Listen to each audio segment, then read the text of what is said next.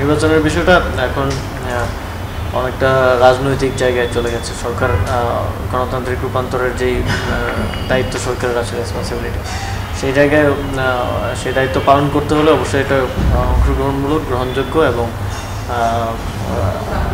বিগত 3টা নির্বাচন আমরা যেভাবে দেখেছি তার থেকে ডিফারেন্টলি একদম জনগণের অংশগ্রহণের ভিত্তিতে একটা নির্বাচন আয়োজন করতে হবে। সেক্ষেত্রে অবশ্যই রাজনৈতিক দলগুলোর অংশগ্রহণ অত্যন্ত গুরুত্বপূর্ণ।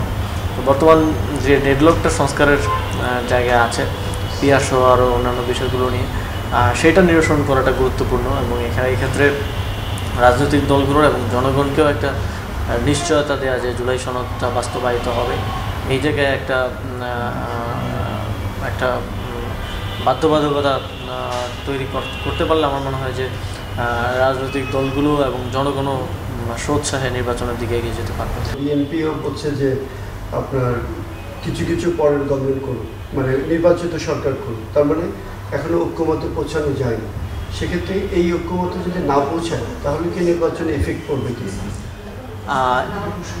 এই ঐক্যমত্যে না পৌঁছালে আমি মনে করি যে এটা এই ঐক্যমত্যে না পৌঁছানোটা তো এখন একটা রাজনৈতিক জায়গায় চলে গেছে এবং এক ধরনের রাজনৈতিক সংকট তৈরি হয়েছে। আপনারা দেখছেন যে কয়েকটা রাজনৈতিক দল, গুরুত্বপূর্ণ রাজনৈতিক দল কর্মসূচি দিচ্ছেন, সমাবেশ ডাকছেন। তো সেক্ষেত্রে আমার মনে হয় যে এই ঐক্যমত্যটা গুরুত্বপূর্ণ। না হলে রাজনৈতিক দলগুলো থেকে মাঝে মধ্যে মনে শোনা যায় যে নির্বাচনে অংশগ্রহণ করবে না বা এই ধরনের কথা অনেক রাজনৈতিক দল বলে। তো সেক্ষেত্রে আমার মনে হয় এই জায়গায় যদি ঐক্যমত্য করা যায় এবং রাজনৈতিক দলগুলো যার যার জায়গা থেকে যথেষ্ট ছাড় দিয়ে যদি একটা জায়গায় সবাই একমত হতে পারে, তাহলে রাজনৈতিক দল থেকে শুরু করে দেশের জনগণ উৎসাহের সাথে নির্বাচনে অংশগ্রহণ করবে। এবং এই নির্বাচনের ক্ষেত্রে তো পরাজিত শক্তির অনেক ধরনের পরিকল্পনা আছে, যে এই নির্বাচনটাকে একটা অগ্রহণযোগ্য নির্বাচন হিসেবে দেখানো, পোর্ট্রে করার একটা পরিকল্পনা তাদের আছে। তো সেই জায়গা থেকেও সবার অংশগ্রহণ এবং জনগণের উৎসাহের সাথে অংশগ্রহণটা গুরুত্বপূর্ণ।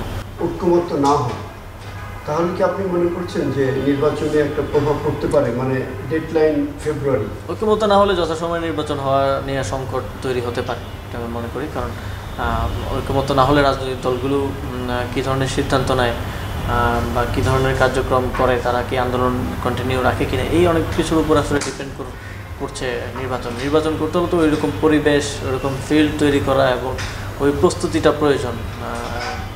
তো সেটার জন্য সবার অংশগ্রহণটা খুব গুরুত্বপূর্ণ এবং সবার ওইরকম পরিবেশ বজায় রাখার ক্ষেত্রে সরকারকে সহযোগিতা করাটা গুরুত্বপূর্ণ। তো এই ক্ষেত্রে এই ধরনের রাজনৈতিক অস্থিরতা থাকলে সেই পথে এগোনোটা কঠিন হবে। আরও একটা যে বড় ইস্যু আসছে পিআর নিয়ে, সেটা নিয়েও কিন্তু এখনও সেই মতত্ব তৈরি হয়নি। এটাও কি একটা ইফেক্ট করতে পারে কিনা? এখানে তো অনেকগুলো বিষয় আছে, যে এই যে নির্বাচনটা হবে, নির্বাচনের আইনি ভিত্তি কী, বা হচ্ছে এই নির্বাচনটা কোন পদ্ধতিতে হবে, এই নির্বাচনেই কি পিআর থাকবে কিনা, যদি উচ্চকক্ষে সবাই অ্যাগ্রিড হয় বা নিম্নকক্ষে অ্যাগ্রিড হলো, যেটাই হয় ঐক্যমত্যের ভিত্তিতে, সেটাই নির্বাচনে হবে নাকি পরের নির্বাচনে হবে, সেটা হলেও কীভাবে হবে, এটার আইনি প্রক্রিয়াটা কী হবে। তো এই বিষয়গুলো নিয়ে এখনও বিভিন্ন পর্যায়ে বিভিন্ন স্টেক হোল্ডারদের মধ্যে আলাপ আলোচনা চলমান আছে। এখানে আইন এবং সংবিধান সংক্রান্ত বিশেষজ্ঞদের সাথেও ঐক্যমত্য কমিশন কথা বলছে, রাজনৈতিক দলগুলোর সাথে কথা বলছে। এই সবগুলো বিষয় ফিগার আউট করেই আমাদের নির্বাচনের দিকে যেতে হবে।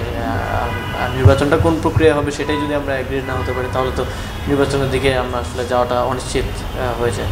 আপনি কি মনে করছেন বড় দলগুলো বা সব দলগুলো এক জায়গাতে আসবে?